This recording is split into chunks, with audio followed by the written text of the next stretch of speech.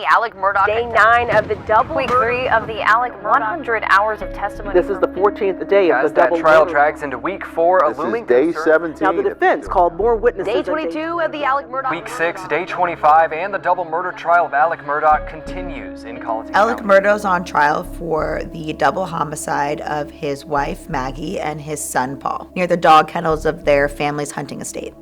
Local media has called it the trial of the century in South Carolina. It has attracted media from across the world. Their family. Alex Murdaugh used to be a really predominant lawyer in South Carolina and is a member of this very powerful legal dynasty. On the evening of June 7th, 2021, his son Paul Murdaugh was standing in a small feed room in some kennels they had on the property. The defendant over there, Alex Murdaugh, took a 12-shade shotgun and shot him in the chest and the shoulder. But after that, another shot went up under his head and did catastrophic damage. The lead prosecutor for the state is Creighton Waters. Just moments later, he picked up a .300 blackout AR-style rifle and opened fire on his wife, Maggie. Pow, pow, and killed her instantly. Alex Murdaugh's claim is that he ate dinner with his family, took a nap on the couch. He goes to visit his mother, comes home just after 10 p.m. and finds his wife and child shot and killed. This is Alex Murdaugh. My wife and child are shot badly.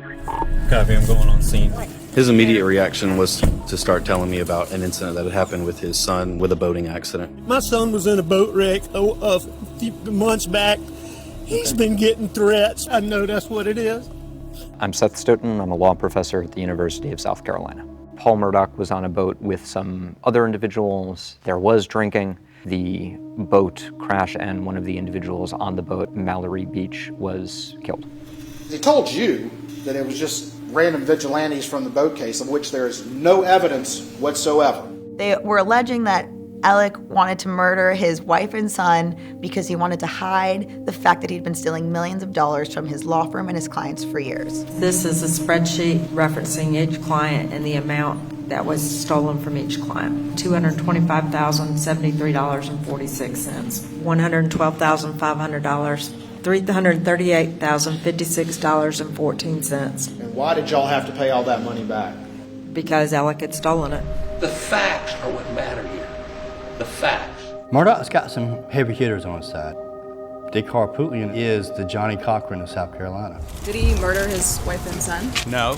Does he have any idea who did? No. There's no eyewitness. There's no fingerprints. There's no forensics tying him to the crime. None. The prosecution has had one major smoking gun in its case, and it's Paul Murdaugh's video that he took at 8:44 p.m. Hey, he's got a bird in his mouth. Come here, Bubba. Come here, Cash. Come here, Bubba. Cash. Did you recognize any voices on that video? Paul Murdaugh, Maggie Murdaugh, and Alex Murdaugh. You recognize Alex's voice? Yes, sir. How will they explain that Alec was actually at the dog kennels 5 minutes before the murder when he claims to have been sleeping? Were you in fact at the kennels at 8:44 p.m. on the night Maggie and Paul were murdered? I was. You continued lying after that night, did you not? But once I lied, I continued to lie. Yes, sir. Would you ever do anything to harm Maggie? I would never hurt Maggie. I did not kill Maggie. I did not kill Paul. The State versus Richard Alexander Murdaugh. Verdict, guilty. It doesn't matter how prominent you are. If you do wrong, if you break the law, if you murder, then justice will be done in South Carolina.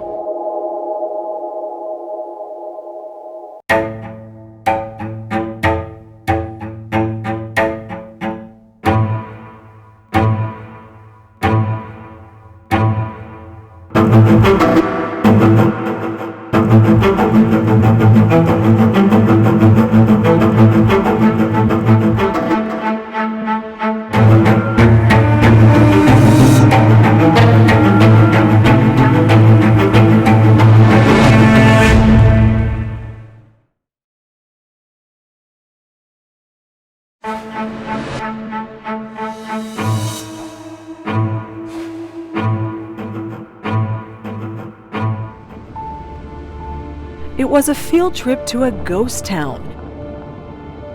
Off a country road, the procession slowly up the long driveway of the imposing property. This convoy held the jury in the double murder trial of Alex Murdaugh. This is Moselle, the hunting lodge of the Murdaugh family. Alec, his wife Maggie, and sons Paul and Buster. The jury was taken to the dog kennels and the small feed room where Paul had been shot at close range with a shotgun. A few yards away, Maggie was shot several times with a .300 blackout rifle. Neither weapon has ever been found. There was a time when this estate reflected the vast power and prestige of the Murdaugh legal dynasty. Now the withered grounds seem to echo Alex Murdaugh's steep fall from grace. From a rich, powerful lawyer to an admitted drug addict, Oxycodone, Oxycontin. thief, I stole money that was not my money. and convicted murderer. Verdict, guilty. What do you think of the verdict, Alec? It's inside of my car. This is where Alex Murdaugh's life unraveled on June 7th, 2021. This is your wife and son? And son. Okay. I knew it was really bad. That night, when Murdaugh was interviewed by investigators, he was quick to offer up an explanation for the murders of his wife and son. My son Paul was in a boat wreck. There's been a lot of negative publicity about that, and there's been a lot of people online just really vile stuff. The crash that would kill 19-year-old Mallory Beach happened about 2:20 a.m. on February 24th, 2019. 911, where's your emergency? We're in a boat crash on Arthur Street. When a boat carrying 6 young friends smashed into a bridge, Connor Cook made the frantic call to 911. There's 6 of us and one is missing. Okay, who's missing? Female Mallory Beach is missing. Okay. She's in the water. She was just this wonderful, fun-loving, happy girl. And everybody loved her. Lynn Revis and her niece Mallory were extremely close. You always got a hug hello and a hug goodbye. And the last thing she told me was she loved me. In piecing together events, investigators learned earlier that night 19-year-old Paul Murdaugh used his older brother Buster's ID to buy beer at this convenience store. And if you look at the video footage, when Paul comes out of the store, he's holding the beer up. He's celebrating. After staying at a party for several hours, the group took the Murdaugh family's boat to this bar, where Paul and Connor had more to drink around 1 a.m. But they went in, pounded a couple of shots.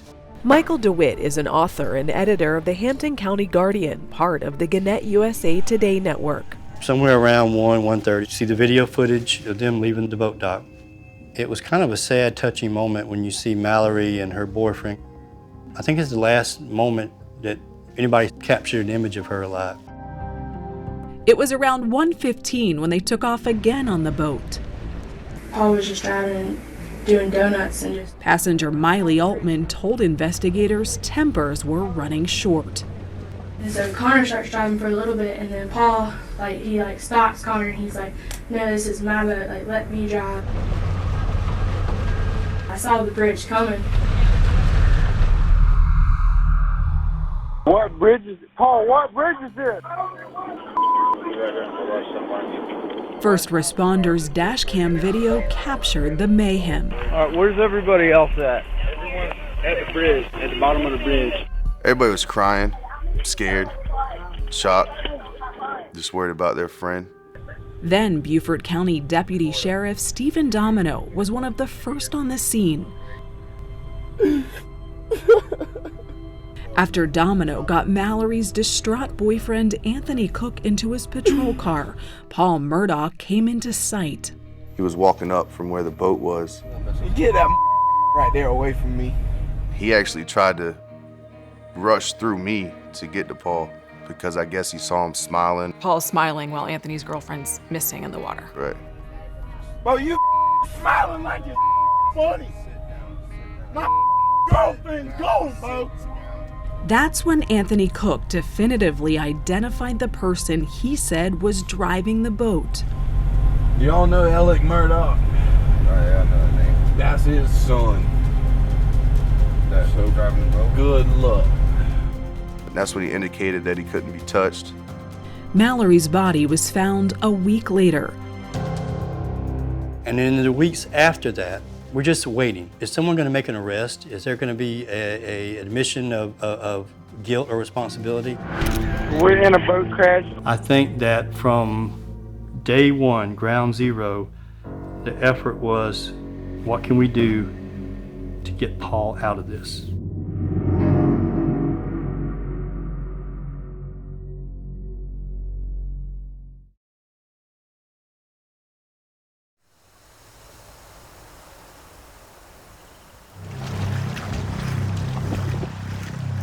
Who do you think is responsible for Mallory's death? I think Paul Murdaugh was. A month after the fatal boat crash, frustrated that there was no arrest, Mallory Beach's family filed a wrongful death suit against members of the Murdaugh family, which allowed them to depose the survivors about what happened that night. Paul was allegedly acting rash and reckless.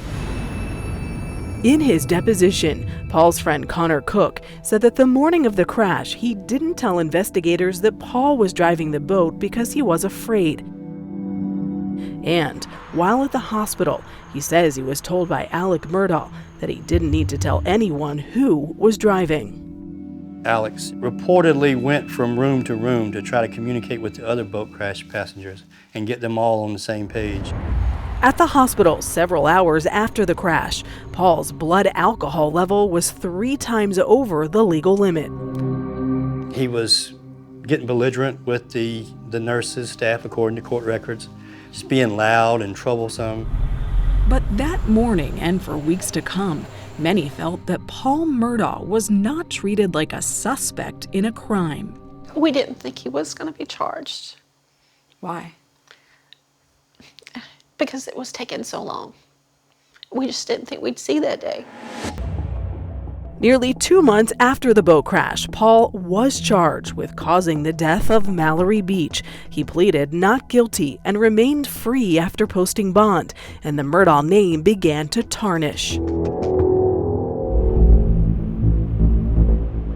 2 years passed, and on June 7, 2021, as Paul Murdaugh was awaiting trial in the death of Mallory Beach, gunfire erupted on the Murdaugh family estate. This is Alex Murdaugh at 4147 Moselle Road. At 10:06 p.m., a panic-sounding Alex Murdaugh called 911, saying he had just arrived home to find his wife of nearly 28 years, Maggie, and their son, Paul, shot. Is he moving at all, your son? I know you said that she was shot, but what about your son? They're not, neither one of them's moving. Maggie's friend, Caroline Price, called her godson Buster when she heard the terrible news. I said, please tell me this isn't true. And he said, yes, ma'am, Miss Caroline, it is. And he immediately, without prompt, said it was premeditated and revenge. They were trying to say that it was associated with the boat crash. That someone was angry at Paul. Yeah. Right. Due to the Murdaugh family's close ties with local law enforcement, the South Carolina Law Enforcement Division, known as SLED, the state's top investigative agency, took over the case. It was amazing to me how quick this rumor mill started. Maggie's friend Shelley West heard about the murders from a friend. I just said, do you think Alec did it? And he said, no, there were 2 guns on the scene. But it actually crossed your mind that he might have done it? Yeah, I mean, that was my first initial reaction. A lot of times the husband's the first suspect. And Caroline says she had a strange conversation with him after Maggie and Paul's funeral. He talked a lot about Paul. The fact that he wasn't going to get his day in court, he wasn't going to get to clear his name. Murdaugh offered a $100,000 reward as rumors and speculation swirled.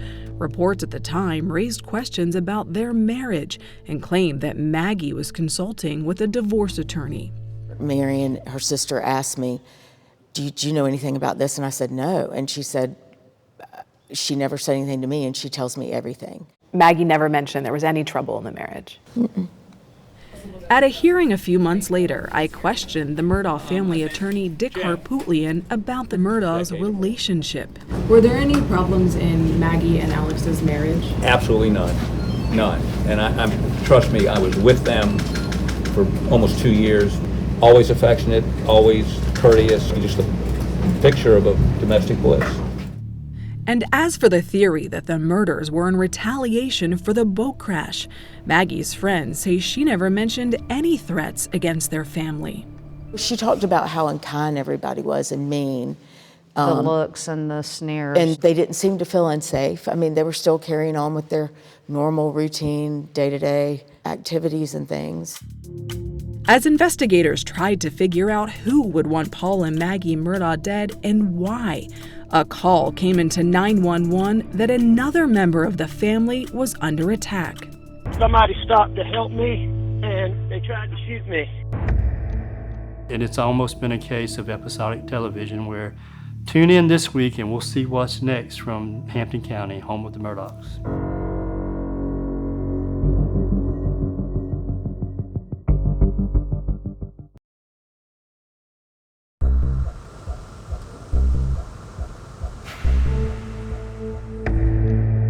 Three months after the shooting deaths of Maggie and Paul, Alex Murdaugh again called 911, this time claiming he'd been shot. Somebody stopped to help me, and they tried to shoot me. Alex Murdaugh told investigators he was changing a flat tire right here on this rural road when a person in a pickup truck passed by, asked Alex if he was having car trouble, and then shot him in the head. Murdaugh's conversation on the way to the hospital was captured on police body cam. You know what kind of gun it was? I don't know what kind of gun it was, but it sounded like a shotgun. On September 6, 2021, 2 days after being shot, Alex Murdaugh released this statement. "I have made a lot of decisions that I truly regret," he said, and announced he was leaving the law firm. Alex Murdaugh put out a statement saying he's going into rehab. Alex Murdaugh said he had been addicted to opioids for 2 decades.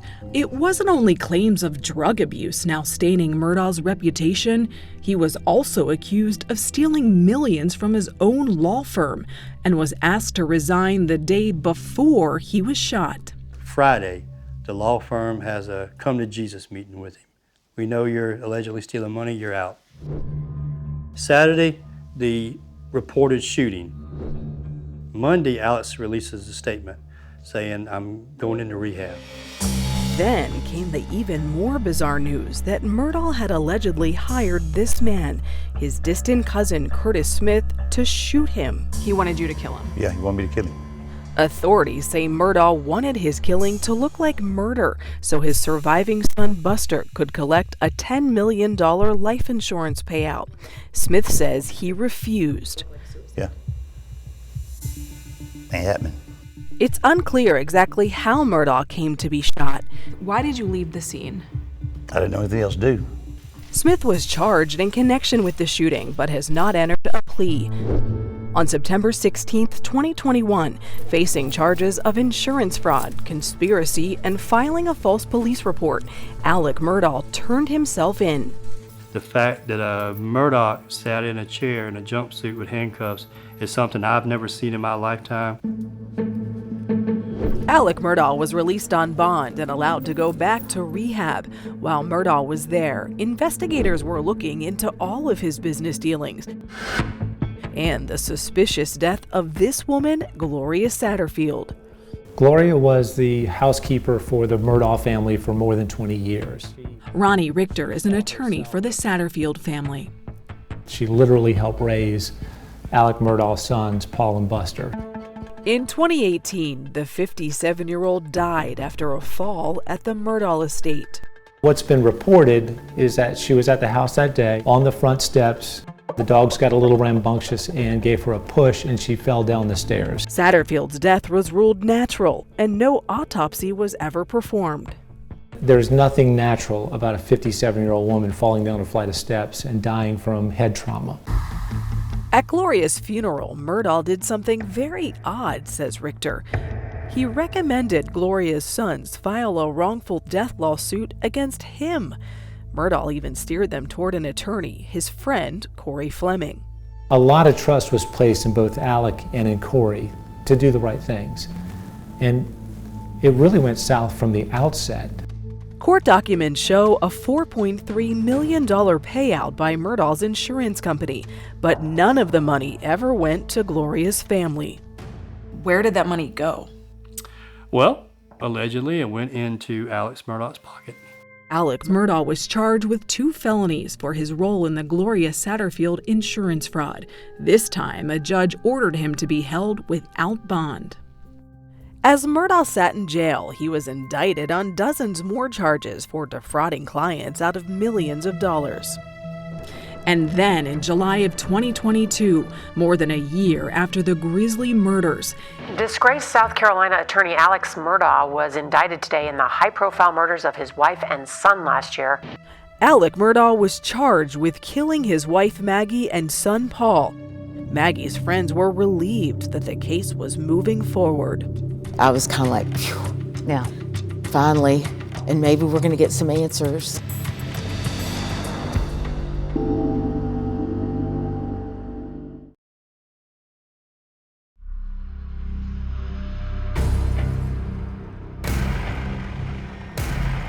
Alex Murdaugh! Why did you kill your wife and your son?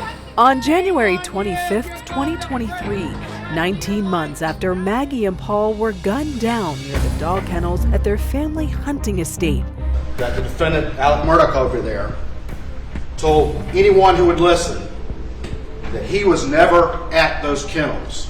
prosecutor Creighton Waters began laying out the state's case against Alec Murdaugh. But the evidence is also going to show from these things that every one of us, most of us carry around in our pocket, that he was there. He was at the murder scene with the 2 victims. I could see Mr. Murdaugh down at the end of the driveway. Central 717 scene is secured, both gunshot wounds to the head. First responders described the harrowing scene captured by their body cams. The male victim was close to a small shed in the dog kennel on the left. There was a large deal of blood that had pooled around his body. Turn around for me. I don't have any. Okay, yes sir, I see that. Okay. This is your wife and son? And son. This is official that they're dead? Yes sir, that's what it looks like. Investigators interviewed Murdaugh in a patrol car. My boy over there, I could see it was.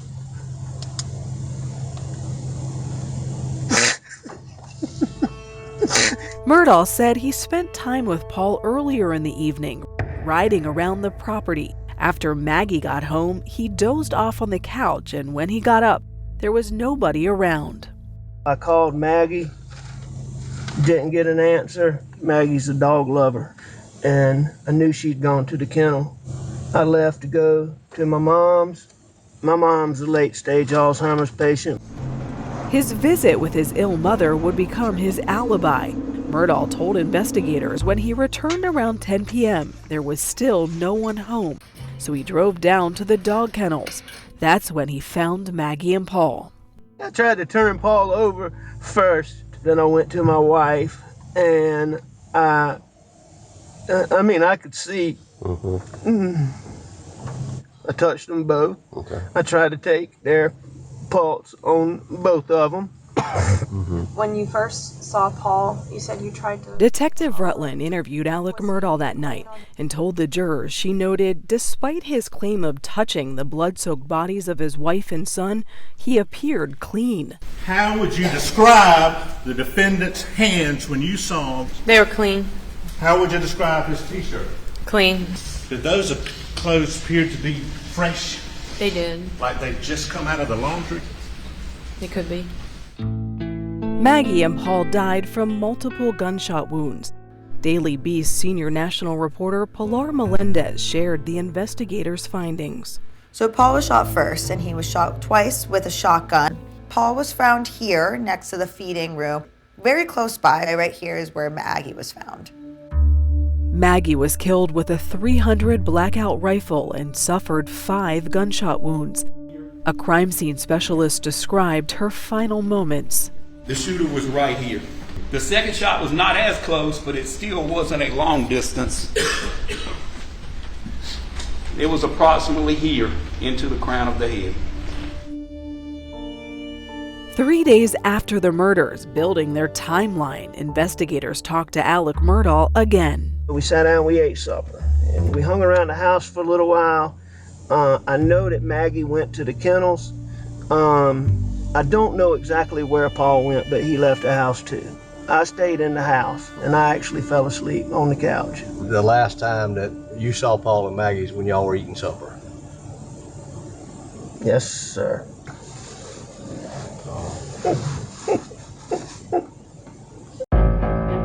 The Murdaughs were avid hunters and had more than 25 weapons on the property. I saw one over here. During a search, There's one to your right. sled agents found spent shell casings Yeah, 300, yep. Yeah. and ammunition that matched the bullets that killed Maggie and Paul, but the murder weapons were never found. Maggie's cell phone was also missing. The day after the murders, investigators found it here on the side of the road, half a mile from the property. SLED analyzed the data from Alex, Maggie, and Paul's cell phones. At 7:56 p.m., Paul sent this Snapchat video of his dad to a friend. Paul is heard laughing in the background. So around 8:30, Paul's phone starts moving towards the dog kennels. He also is calling and texting two friends then, responding to Snapchats until about 8:40 when he gets on a 4-minute phone call with his friend Rogan Gibson. Rogan Gibson told investigators their phone call was about his dog who was staying at the kennels.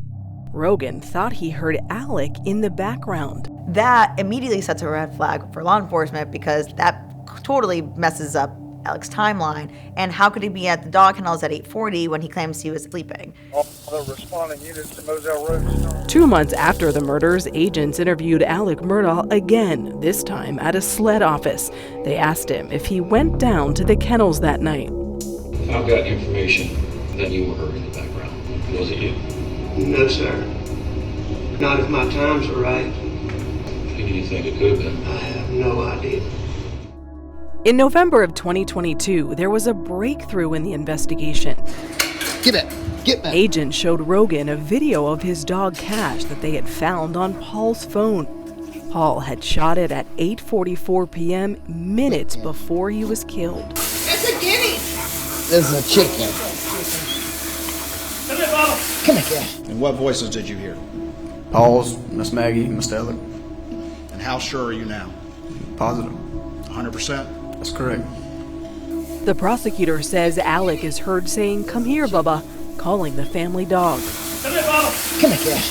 This is a huge piece of testimony because it places Alec in the kennels roughly 5 minutes before prosecutors say Maggie and Paul were murdered.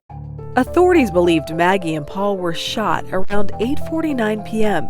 when their phone screens were locked and never opened again. The prosecutor asked several other witnesses if they recognized Murdaugh's voice on that video. And I recognize Alex Murdaugh. Who do you recognize? Alec. Did you recognize on that video? Alex Murdaugh. And every single witness has said with 100% certainty that that's Alec in the background of that video. And it also completely shatters his alibi. Alex Murdaugh's car and cell phone data showed he drove to his mom's house shortly after 9 p.m. Between then and until he returned and dialed 911 at 10:06 p.m., he made 10 calls to family and friends, including 5 to Maggie. Prosecutors basically allege that after killing Paul and Maggie, Alec took steps to cover up and show that he is talking to all of these people, so how could he murder his wife and son? As to the motive, the state had a theory that a perfect storm was gathering for Alex Murdaugh. Alec was scared about information coming out that he had been stealing money from his clients and his law firm for years. On the day of the murders, Murdaugh was confronted by his firm about missing legal fees of almost $800,000. Also that week, he was due in court for a hearing on the boat crash civil case. Murdaugh was being sued for $10 million by Mallory Beach's family. The prosecution is alleging that in order to dissuade further questions about his financial crimes and garner sympathy from the community and his law firm, he killed his wife and son. It's the actions of a desperate man. The state would call Jeannie Seconder.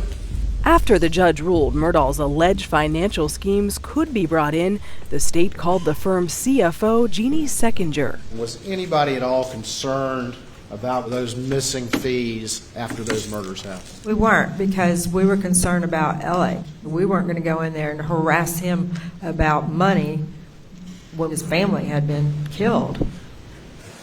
Mr. Tinsley. The Beach family's attorney, Mark Tinsley, also testified and told the jurors in the wake of the murders, the civil case against Alex Murdaugh would have gone away.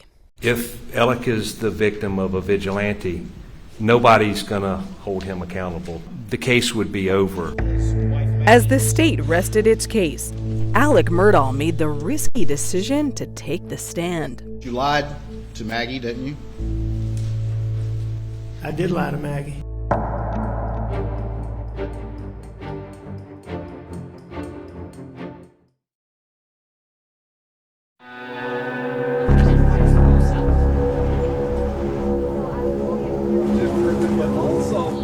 Have you made a decision as to whether you're going to testify? I am going to testify. I want to testify. Against his attorney's advice, Alex Murdaugh decided to take the stand in his own defense.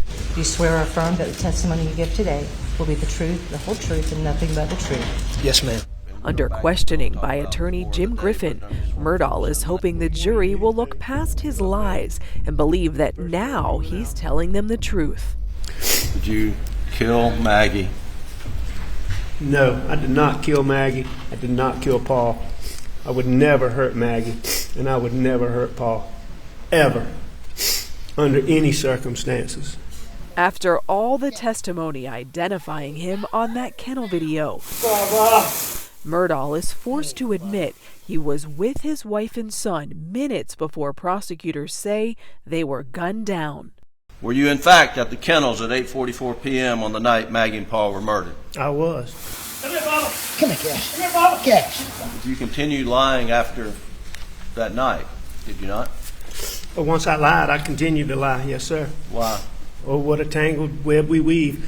But once I told the lie, I told my family, I had to keep lying.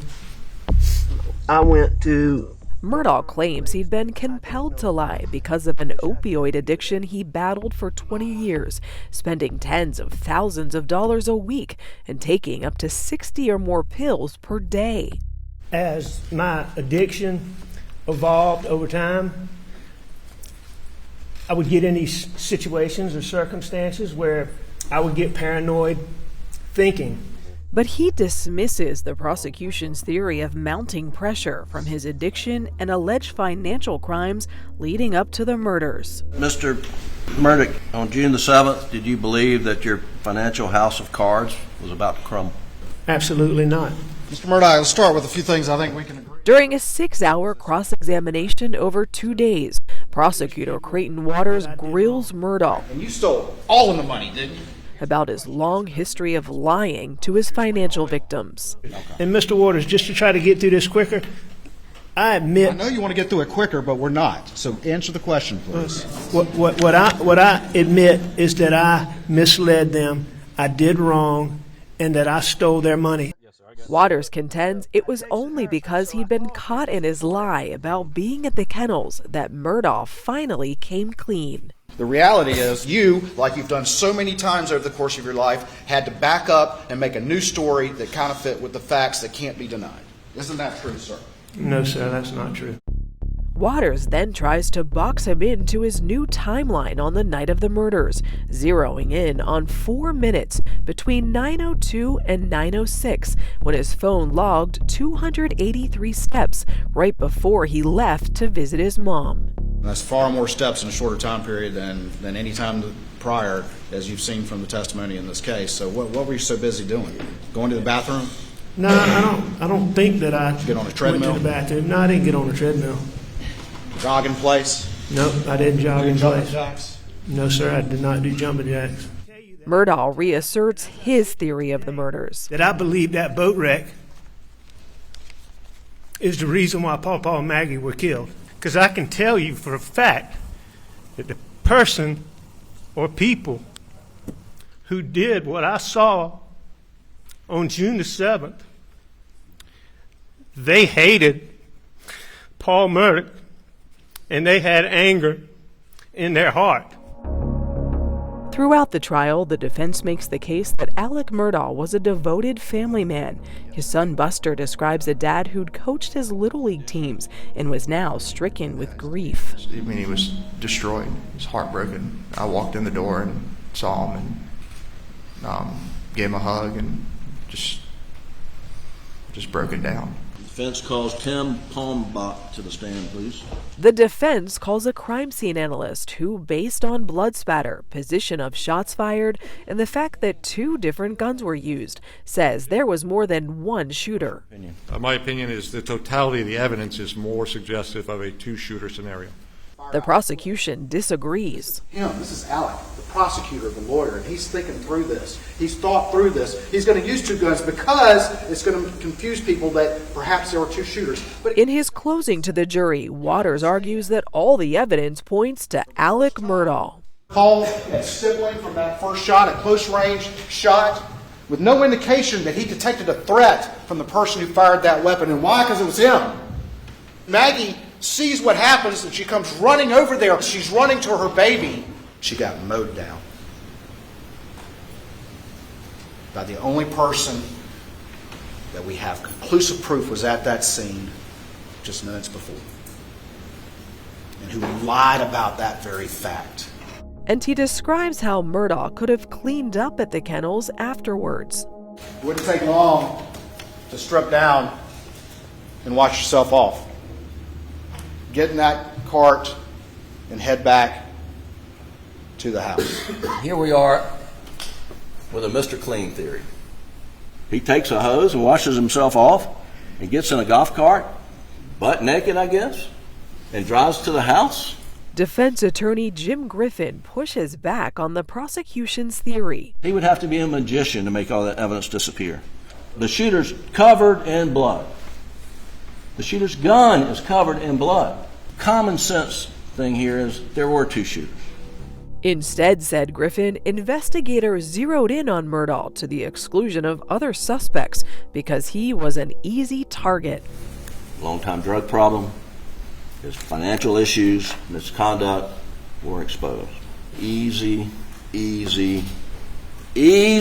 target for Sled. The evidence is crystal clear. He started fabricating evidence against Alec. Griffin tells the jury Sled also presented false evidence to the grand jury when seeking an indictment against Murdaugh. They came up with a report that says Alec's t-shirt had high-velocity blood spatter on it. The lead Sled agent testified he had not received an email update that further testing had shown there was no blood. I did not see that report. I was not made aware of its existence.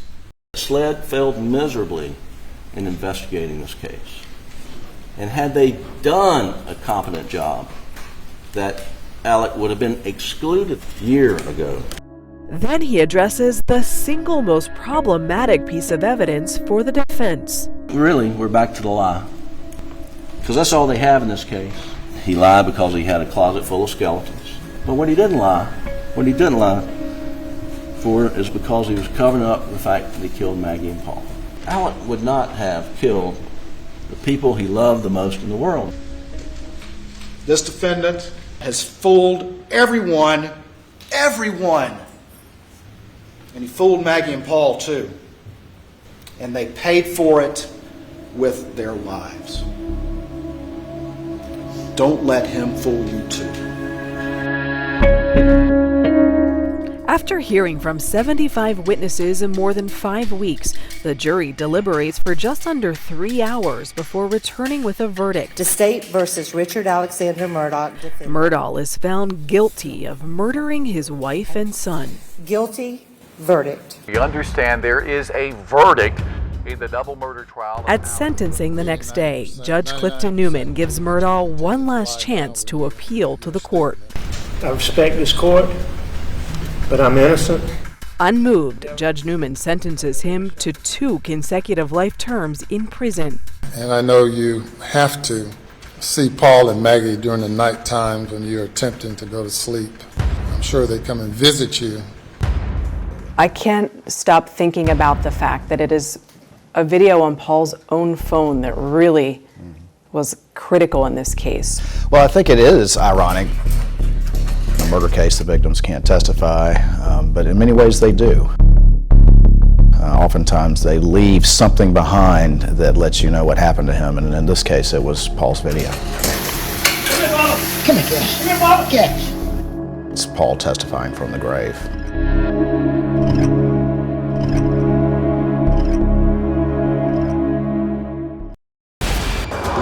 48 hours to miss it would be a crime.